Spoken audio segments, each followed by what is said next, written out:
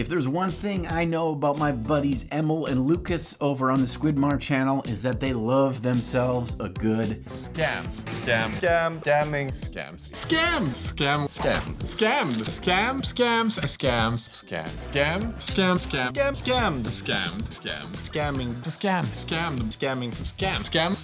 Guys, what about your new brushes?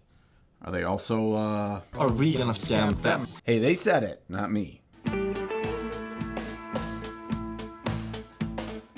You know, at their core, I think the Squidmar scam videos are a good thing. They are helping us in the hobby determine what's worth our money and what isn't. But wouldn't it also be fair to hold Emil and Lucas to the same scam standard when it comes to discussing their brand new paintbrush lines? And today, I'm gonna do just that. I'm gonna get to the bottom of if the Squidmar new brushes are actually worth it. But unlike most of the Squidmar scam videos, I'm actually gonna use these products for a sizable period of time before making my final determination. Boom. Roasted. I've been using his new synthetics for a month now and his new Kolinsky sables for 2 weeks straight. And because I don't want to just have a video about making silly faces and cookie jokes, I'm actually going to do a painting video today, upgrading my Clan Eshin Speed Paint Army to a Tabletop Plus standard in one afternoon while we go through determining the value of these brushes. You know, I don't know about you, but I am certainly enjoying roasting Emil. All right, first let's dig right into these new synthetics. And I'm gonna show some video on the screen here of a previous video where I was kind of checking them out and spending a lot of time with them in secret. And I put these synthetics through the paces that I usually use synthetics for. Something where I can really mash down a bunch of color. I can have big sweeping brush strokes. I'm really trying to make big impact quickly on my models without ruining my fancy, expensive Kolinsky sable brush. And his synthetics did an amazing job on this, as I would expect them to, especially this nice large size brush that's in the kit. And then afterwards, they still kept a really sharp tip. But the real question is, these do that job, but so do 75-cent Amazon bulk synthetics. So they've really got to bring something else to the table to warrant the $44 price tag for 5 brushes, right? And the good news is there is something different about these. From the very first time you sit down and use them, they will look, act, and feel differently than other synthetics you already have on your painting desk. So let me try to talk through the ways I feel these are different. And it's not exactly easy to do because a lot of this is based on feel and real world in your hand experience. I'll try to communicate as best I can. And while I'm doing that, let's show them in use while I'm upgrading the regular base coat tabletop ready army to something better. So what I'm doing here is working on select pushing of highlights on the important details that matter. And this is what's so valuable when taking your models up to that next level without really needing to paint them to a display level. This whole army was painted from a card from my deck of many colors, card number 46 in the fantasy deck. And I'm only using the 5 paints that are shown on the back of the card, not only for the original paint job, but for all the work I'm doing today. And these Darkwing Duck inspired cloaks on my rats are gonna still feel this purplish violet kind of color, but I'm adding just a bit of white in here to really pump up that vibrancy on really select small edges and upward facing details. Now, usually I'd use my tried and true razor sharp Kolinsky sable for a step like this because I want my brush to have a nice sharp tip even when I have the belly filled up with paint and moisture, so I don't have to take many return trips to the palette to knock out this stuff quickly. But also because the gentle give and springy nature of natural hair brushes make that edge highlighting and drawing thin lines so much easier. Your average synthetic brush falls into one of 2 categories. One, it is super soft and floppy, and any pressure you put on the model makes all the bristles just splay out and you lose all control. The other version is something that's very rigid and hard. Thicker nylon fibers make the bristles, and these things, while they have their uses, are more like drawing with a pencil as they are painting with a paintbrush. But the new Squidmar synthetics are a different technology entirely. I guess the best way I can describe them is they are the middle ground between the cheap synthetics and an actual high-end Kolinsky sable. They act much closer to the way a Kolinsky sable acts. They have a nice springiness and bounce to them, while each individual bristle still feels like it has its own life and control.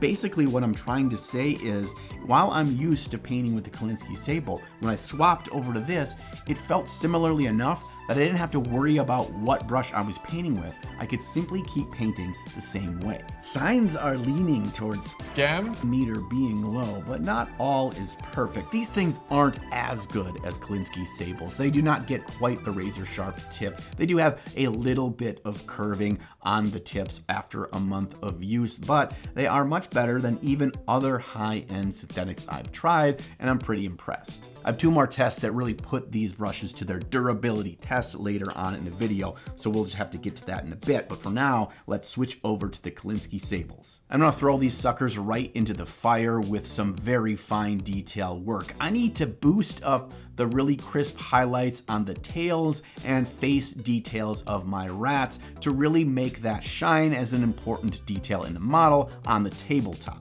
Oh, we got some awkward footage here of one of the brushes having a really long central guide here that I am just gonna trim off with the scissors. Don't cringe when you see this. This happens sometimes with all sorts of high-end brushes. That middle bristle can just be a bit too long, meaning that the paint will dry right on that spot and really make you frustrated. I keep a tiny little scissors in my desk for this exact purpose. No points are lost by having this long central guide here. I've experienced it across all sorts of high-end brands that I really enjoy using, but I thought I'd let you know just in case you too run into a rogue central hair. I've tested just about every watercolor brush that's used for miniature painting under the sun, and they all have different properties. Some have longer bristles, some are short and squat, some are thin, some have a nice wide belly, and so what you find you enjoy in a brush is different than maybe somebody else. I personally enjoy a brush that's got nice long bristles and has a fairly thick belly. I want to be able to load that up with paint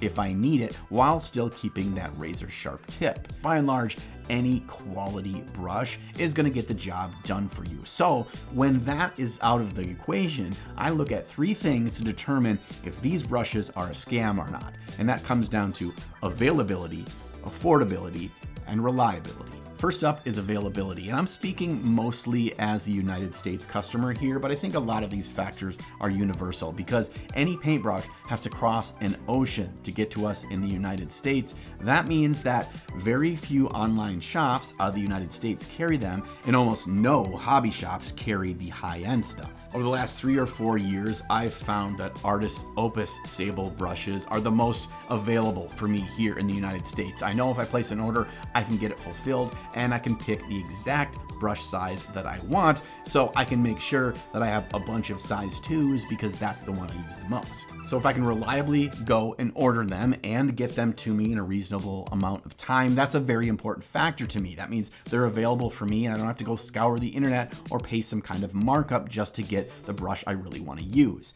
Which then leads us to affordability. Oftentimes, when I have to have these things shipped over, the shipping cost is not a cheap factor. Now, granted, I could just go through and try to order some on Amazon, which is what I used to do until I got a couple of fake Winsor & Newtons on Amazon trying to get a better deal with free shipping. So I no longer feel confident in buying miniature paintbrushes on Amazon, especially fancy Kolinsky sable ones. So being able to find them affordably is a big deal. And this is a really nice thing for the Squidmar brushes because he has warehouses in the United States. So a large shipment will come over, and if you order from the United States, I'm told they'll go directly from that warehouse there. So it's gonna get to you quick, your shipping is gonna be less, and you'll be able to reliably get them because all the logistics are set in place. I am a sucker for a handy hobby tool, and today's sponsor, Fanttik, is the best in the biz. There are very few hobby tools that earn the right to be on my hobby desk full time, and the F2 Master is one of them. I don't build, prep, or kit bash a model without using this thing. So yeah, there's never really a need for me to put this away in the hobby drawer because I'm never too far away from needing to sand, buff, drill, or grind my way through another model. And yeah, there's certainly other multi-use rotary tools out there, but none of them that I've tested compare to the flexibility, quality, variable speeds, 30+ attachment options, and comfort for precision work that our miniatures require, like the F2 Master does. And Fanttik makes a bunch of other precision engineered tools as well. My latest favorite is the slim V8 Apex. This thing was designed to be a car vacuum, and it does that job incredibly well, but it also is amazing for cleaning up your hobby space. I don't know about you, but my hobby desk often has way too much dust, debris, and little bits all over it, and this thing makes short work of them. And the most important thing is, if I accidentally vacuum up those little bits that I wanted to keep, I could just pop the lid off and get them all out of there and get back to the build. So use the link below, down in the video description, or tell your significant other that this is what you want for Father's Day, because their 6th anniversary sale combined with my coupon code down in the description will get you 38% off the F2 Master or 46% off the V8 Apex. Thanks, Fanttik. Now let's get back to the video. The final thing is reliability, and I already talked about the fact that I have been the sucker that bought some scams on Amazon before that claimed that they were high-end brushes and weren't. So getting directly from a reputable manufacturer is a really big deal to me. And Emil worked directly with Da Vinci, who has been making high-end paintbrushes since 1890. And the Da Vinci paintbrushes that I already use are amazing. The only issue I had with them was reliably being able to source them. And now being able to get Squidmars at a much easier way here in the United States at roughly the same price as the original Da Vinci brushes, it feels like a win-win. So yeah, at the end of the day, no matter how the scam score turns out, I'm just pumped that I can reliably get Da Vinci brushes now, even if they got Emil's dumb face on them. So all this time that I've been blabbing, I've been showing some of what I really rely on a great natural hair brush for: sharp detail and line work, as well as controlled use of diluted paints and glazes. What a good Kolinsky sable does that no other brush does is its smooth absorption and release of that thin paint from your brush, so you have complete control over where these tints and glazes go on your model. And that control is such an important thing, especially towards the final steps of a model. And yeah, a lot of what I'm doing today to really boost these models up is pushing the contrast and vibrancy so they really pop at the table. And since I've set in the darker and more interesting deep side of the contrast with that last glazing step, now I'm going to come back in with my synthetic brushes and boost the vibrancy in the metallics on the high side. And I'm going back to the synthetic brushes for this step for 2 reasons. First off, there are people out there that don't want to use their expensive sables with metallics for fear that they're going to ruin them. I don't personally subscribe to that theory, but I respect it. Nobody wants to spend 20 bucks on a paintbrush just to have it ruined. The other reason why is because you often tend to use thicker metallic paints when you want to get that nice shiny opacity in one coat, stroke, or dot. And synthetics don't typically hold that super sharp tip very well. And this thicker paint is really going to test that and find out if they can hold their own or not. And honestly, these synthetics more than held their own here. They really made this work really easy when oftentimes I'm fighting the brush and the thicker metallic paints. These I could just use, and they really kept their tip the whole time, even sometimes when it was a little bit rougher, to try to get some details and smash it into certain areas. When I went over to the silver highlights, I used Vallejo Metal Color Chrome, and this stuff you need to be really careful with because unlike most metallic paints, this stuff is like water thin, and if you are not careful, it is going to soak right up into the ferrule of your brush and possibly ruin it, which is why for this stuff specifically, I don't use my fancy brushes because I am nervous. But these synthetics, again, held their own. Even when I was trying to draw thin lines or really thin edge highlighting, which is typically abysmal while using my crappy, cheaper synthetics with this metallic paint, these brushes acted much more like Kolinsky's, meaning I got a lot more control, which led to less frustrations, less mistakes, less things I needed to fix, and honestly kept me on track to knock this whole thing out in the afternoon. I'm at about 2.5 hours into this glow up at this point to push my army to tabletop plus, and I'm feeling really, really good. Our final big push to put these rats over the top is to really make their dirty fur sing. My idea around this fur is that it's gonna be a dirty pale gray or even off-white, and I'm still gonna use interesting colors to make it that way though. I'm just sticking all 5 colors from my deck of many colors color scheme onto the palette, mixing a light gray and mixing each of these in. And I was really pretty happy with the initial base coats that I put on this fur for the initial paint job, but it's just not quite bright enough to show it off and make the model stand out. So that's exactly what I need to do here. I used the largest synthetic to mix up all the colors I needed so I can grab them quickly on the palette, and then I grabbed out the sharp tip Kolinsky and got to work. And this is exactly the kind of painting that I do when I'm putting a brush through its paces to determine if it's worthy of me using long term or not, if it's worthy for me to use on a Golden Demon project or not. Can it give me these subtle, very controlled, very sharp brush strokes? Can I thin the paints on the fly to create a more feathered stroke for a natural texture? Can I just quickly move around and not lose that really sharp tip that the brush needs to have while painting an entire model without it starting to flay?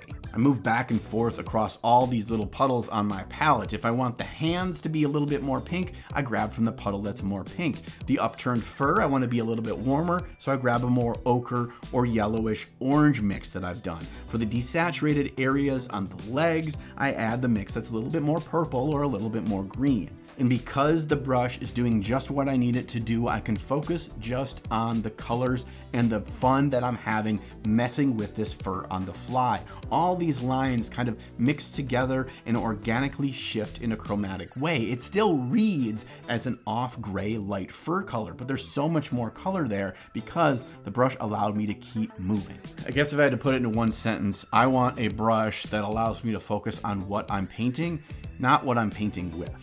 All right, this is a first for me, but I'm actually ahead of schedule on knocking this out in one afternoon, and I'm not gonna say that the brushes allowed that to happen. That was 100% all me. I did it despite working with Emil's brushes. So I am gonna use that bit of extra bonus time to bring these gunky, damp sewer bases to life. Now the reference art on my card uses a fun use of this dirty, gunky green, so I'm gonna turn to dirty down moss for this step. This stuff really creates a nasty, vibrant, dried, organic, chaotic mess on your bases, and it makes it look like you did something super fancy. This is a quick thing to knock out on all 24 models in a half an hour. Now, when you first apply it, it looks kind of boring and dark. You just have to let it get exposed to the air for a while and the magic starts to happen. Now, the other reason I wanted to test this on this brush was because there was a decent chance that this brush was going to get ruined from this step, because this stuff can be gunky, it can be chunky, and it can actually really kind of adhere to the bristles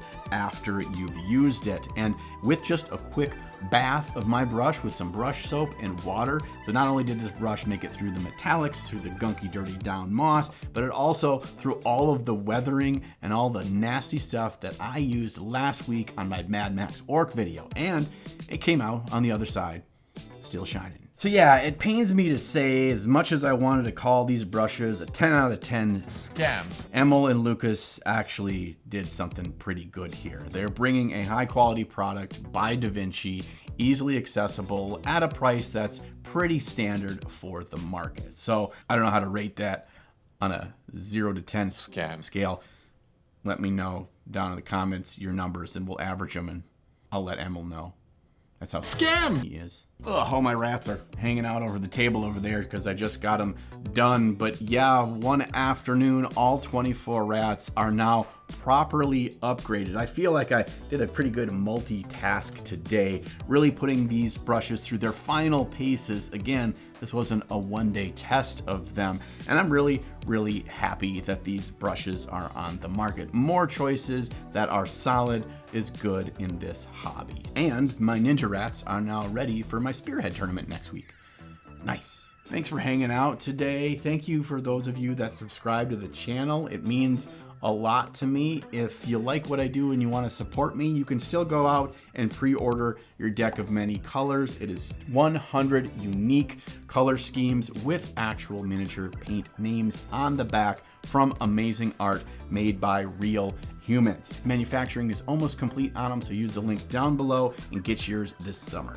Now, if you excuse me, I gotta put these rats in their carrying case, read the rules for the army, but don't worry, I'll be back before you know it with another new video. Just make sure that sometime between now and then, you find time in your day to slay the gray. Scam!